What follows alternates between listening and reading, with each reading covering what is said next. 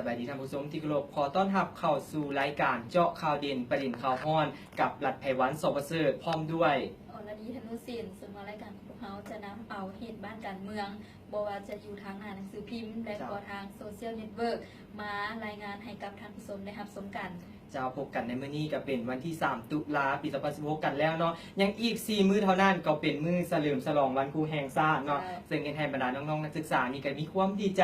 ในการที่ซอกหาของขวัญเพื่อที่จะไปต้อนให้กับบรรดาครูต่างๆหรือว่าครูที่ว่าเพิ่นมักฮักนั่นเองเนาะเจ้าซึ่งว่าวันครูแห่งชาติมาฮอดปี 2016 นี่ก็ถือว่าครบรอบ22 ปีกันแล้วละไพวันเจ้าครบรอบ22 ปีกันแล้วท่านผู้ชมสำหรับบรรดาน้องๆนักศึกษาถือว่าปัจจุบันนี้ถือว่าโดยเฉพาะแมนยูประเทศลาวของพวกเขานี่ถ้าว่าเรื่องความสูงนี่ก็ถือว่าเป็นปัญหาสำคัญหลักของวัยรุ่นเลยซึ่งมื้อนี้อรณีก็จะมีเรื่องราวดีๆมามอบให้ท่านผู้ชมเช่นกันเนาะเจ้าสำหรับความสูงเนาะก็ถือเป็นอีกปัญหาหนึ่งเพราะว่าทางพ่อแม่ผู้ปกครองหรือว่าทางตัวน้องๆเองก็ยังแก้ไขปัญหาดังกล่าวนี้บ่ได้เนาะเพราะว่าอาจจะเป็นน้ำเสื้อสายอาจจะเป็นน้ำกับพันธุ์แม่พอเตี้ยบอกหรือว่าแม่เตี้ยบอกแบบนี้อาจจะได้พอหรือว่าอาจจะได้แม่แบบนี้เนาะผู้นึงสูงผู้นึงเตี้ยแต่ว่าอาจจะได้ผู้ที่เตี้ยแบบนี้ก็เห็นให้เสียโอกาสหลายๆทางเนาะรัฐไพวันเช่นว่าการประกวดนางงามแบบนี้เพิ่นก็อยากได้ผู้สูงมันบ่แม่นแหละสำหรับผู้หญิงนี่ก็ถือว่าแมตช์65ได้เพิ่นจะเอานี่ผู้ชายนี่เป็น75ขึ้นไปสำหรับการประกวดนางงามหรือว่านางแบบนายแบบต่างๆสำหรับเกณฑ์อายุมาตรฐานในความสูงสำหรับคนอาชีพของเขาเนาะอายุสำหรับผู้หญิงเนาะอายุประมาณ15หรือว่า22ปีนี่ถือว่าความสูงนี่อาจจะอยากเบิดละได้เนาะสำหรับผู้ชายนี่ก็ประมาณ25ปีเนาะฉะนั้นอรณี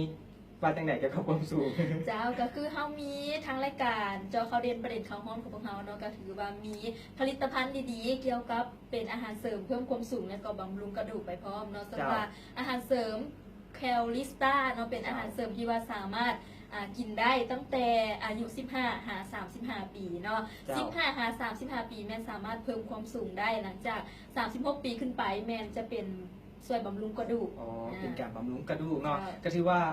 ผลิตภัณฑ์ของเพื่อนนี่เน้นเรื่องอายุเลยเนาะเพราะว่าผลิตภัณฑ์อื่นนี่สังเกตได้นี่ประมาณอายุ22 ปีนี่สามารถกินบ่ได้เนาะคือดังที่เราเห็นบางผลิตภัณฑ์กินได้แต่บ่สูงแม่นแหละเพราะว่ามันจะยุดอยู่ที่ประมาณ22-25 ปีเด้เพราะว่ายาเพิ่นกำหนดซ้ำนี่เจ้าสำหรับยาของสำหรับผลิตภัณฑ์ของอรณีนี่ข้อ35 ปีกันเลยได้ท่านผู้ชมเจ้าแม่แล้วเนาะอันนี้เขาไม่ได้มาคิโมเนาะเพราะว่าหลายคนที่ว่าได้สมไส้ได้ลองกินไปแล้วก็ถือว่า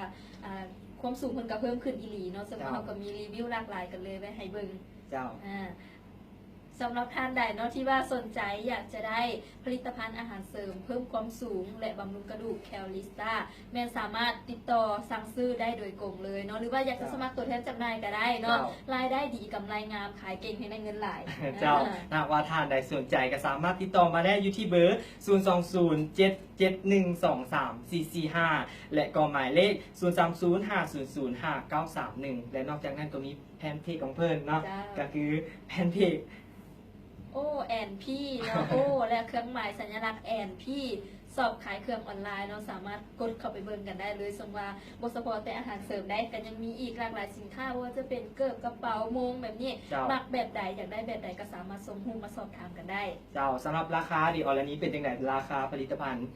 ราคาผลิตภัณฑ์แคลลิสตาเนาะแม่1 กล่องอยู่ที่ 1,500 บาท 1,500 บาทเนาะหรือว่าถึงอยู่เงินกีบกับประมาณ 336,000 กีบเจ้าท่านผู้ชมที่เคารพนี่ก็เป็นเรื่องราวดีๆที่ทางทีมงาน MC 2016นำมาต้อนมาฝากสำหรับมื้อนี้รัฐไพวันสประเสริฐพร้อมด้วยอรณีธนุศิลป์และปิ่งถ่ายภาพสมพรจากปักเสียบต้องขอลาท่านผู้ชมไปเพียงเท่านี้สบายดี